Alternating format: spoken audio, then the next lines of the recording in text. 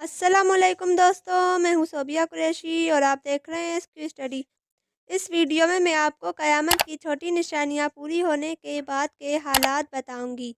तो चलिए वीडियो का आगाज़ करते हैं। क़यामत की निशानियाँ। जब क़यामत की छोटी निशानियाँ पूरी हो चुकेंगी, जो हम पिछली वीडियो में बयान कर चुके हैं, तो उस वक्त सब मुल्कों में नसारा लोगों की अलमदारी हो जाएगी।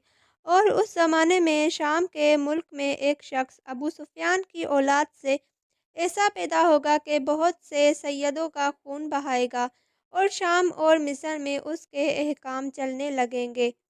इसी अरसे में रूम के मुसलमान बादशाह की नसारा की एक जमात से लड़ाई होगी और नसारा की एक जमात से सुलह होगी। दुश्मन जमात कुस्तंतनिया पर चढ़ाई करके अपना अमल दखल कर देगी।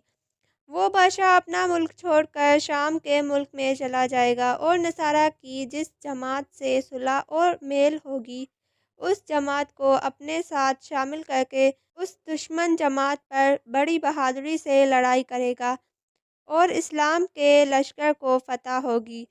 एक दिन बैठे बिठाए जो नसारा मुवाफिक थे, उनमें से एक शख्स एक मुसलमान के सामने कहने लगेगा कि हमारी सलीब की बरकत से फतह हुई। मुसलमान उसके जवाब में कहेगा कि इस्लाम की बरकत से फतह हुई। इसमें बात इतनी बढ़ जाएगी, यहाँ तक कि दोनों आदमी अपने अपने मज़हब वालों को पुकार कर जमा कर लेंगे और आपस में लड़ाई होने लगेगी।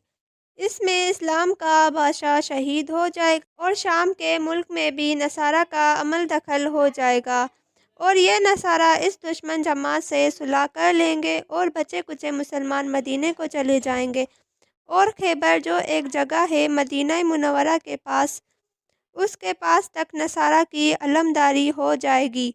उस वक्त मुसलमानों को फ़िक्र हो जाएगी कि हज़रत इमाम मेहदी अलैहिस्सलाम को तलाश करना चाहिए ताकि इन मुसीबतों से जान छूटे।